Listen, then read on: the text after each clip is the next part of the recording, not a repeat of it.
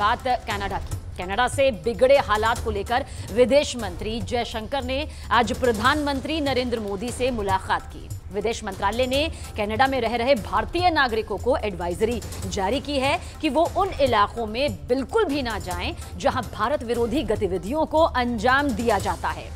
News 18 को exclusive जानकारी मिली कि कनाडा की खुफिया एजेंसी में खालिस्तानी एजेंट्स की घुसपैठ हो चुकी है। ऐसी ही 5 बड़ी बातें हैं जो कनाडा को लेकर आपकी राय बिल्कुल बदल देंगी।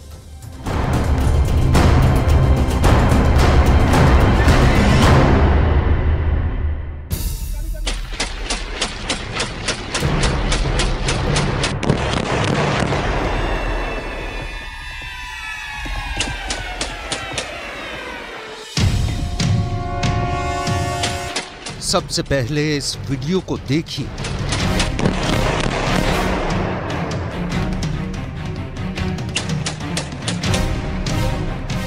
अब कनाडा के प्रधानमंत्री जस्टिन ट्रूडो को सुनिए।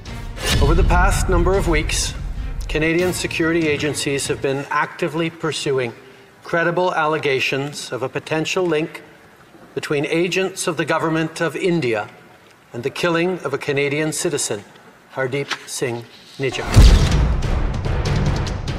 जस्टिन ट्रूडो को सुनने के बाद एक बार फिर इस वीडियो को देखिए।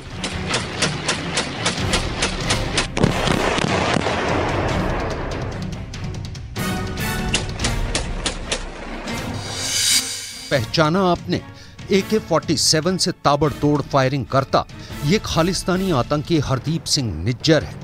वही आतंकी जिसकी शान में जस्टिन ट्रूडो ने हाउस ऑफ कॉमन्स में कसीदे पढ़े थे, जिसकी हत्या को लेकर ट्रूडो ने भारत पर आरोप लगाने से परहेज नहीं किया।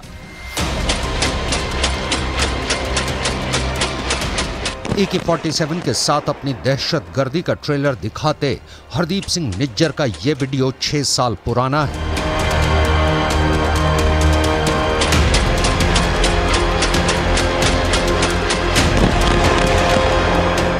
यह वीडियो उस वक्त का है जब हरदीप सिंह निज्जर के कनाडा आए 20 साल हो गए थे। 1997 में फर्जी पासपोर्ट पर कनाडा पहुंचे हरदीप सिंह निज्जर के इस वीडियो को देखने के बाद कुछ भी बताने को बाकी नहीं रह जाता।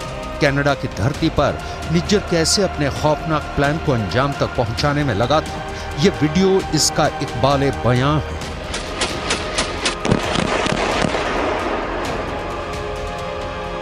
लेकिन निज्जर की आतंकी फितरत को भूल जस्टिन ट्रूडो भारत की रट लगाए हुए हैं।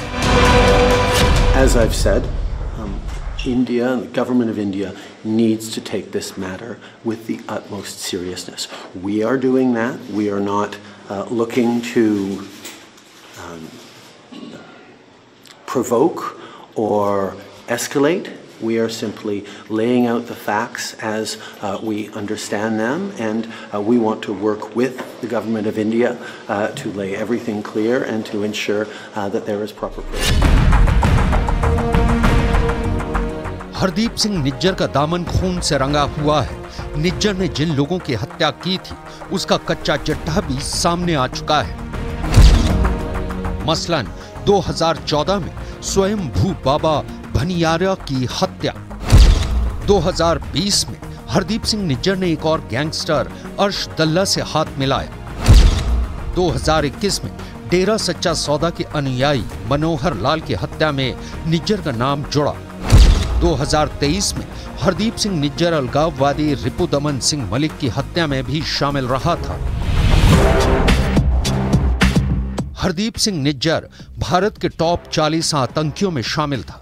खालिस्तान टाइगर फोर्स के चीफ के तौर पर भारत विरोधी कारनामों में लगा था। भारतीय एजेंसियों के मोस्ट वांटेड आतंकियों की लिस्ट में शामिल निज्जर बीते कई सालों से कनाडा में रह रहा था और वहां से भारत के खिलाफ खालिस्तानी आतंकवाद को हवा दे रहा था। भारत ने इसे लेकर एक बार नहीं कई बार कनाडा सरकार से बात की, निज्जर को भारत के हाथ सौंपने की बात कही, लेकिन कनाडा सरकार ने भारत की अपील को नजरअंदाज कर दिया और जब कनाडा की धरती पर ही निज्जर की हत्या हो गई तो भारत के खिलाफ आरोपों की झड़ी लगा दी।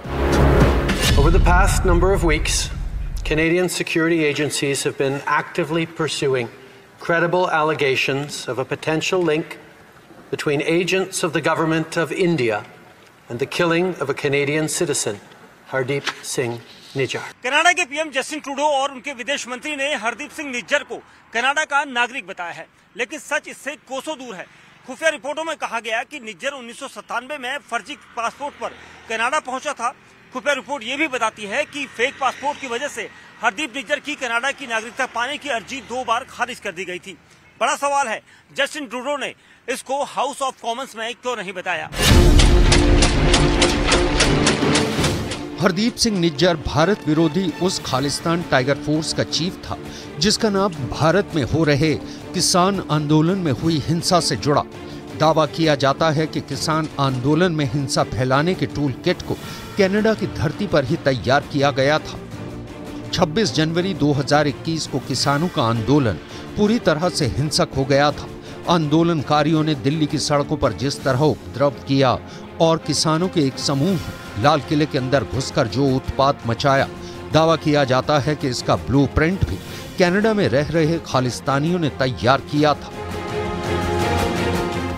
सवाल है, उसी खालिस्तानियों के लिए इतनी हमदर्दी क्यों रखते हैं कनाडा के प्रधानमंत्री जस्टिन ट्रूडो? न्यूज 18 को बहुत ही एक्सक्लूसिव इनपुट मिला है। इस इनपुट के मुताबिक कनाडा की खुफिया एजेंसी CSIS ने कट्टरपंथी एजेंटों को काम पर रखा है, जिनके बारे में बताया जा रहा है कि ये एजेंट खालिस्तानी ग्रुप से जुड़े हुए हैं।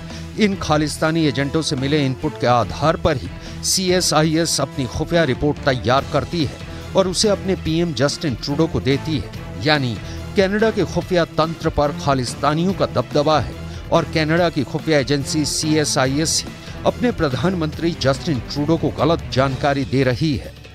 यही वजह है कि कनाडा खालिस्तानी आतंकियों और गैंगस्टरों का पनाहगार बना हुआ है। दावे के मुताबिक आतंकी संगठन खुलेआम कनाडा से ऑपरेट कर रहे हैं। कनाडा से ऑपरेट करने वाले कट्टर संगठनों में वर्ल्ड सिख ऑर्गेनाइजेशन यानी WSO का नाम सबसे ऊपर है। वर्ल्ड सिख ऑर्गेनाइजेशन कैसे भारत के खिलाफ जहर उगलता है, इसे समझने के लिए आपको वर्ल्ड सिख ऑर्गेनाइजेशन के बोर्ड ऑफ डायरेक्टर में शामिल मुखबिर सिंह को सुन लीजिए।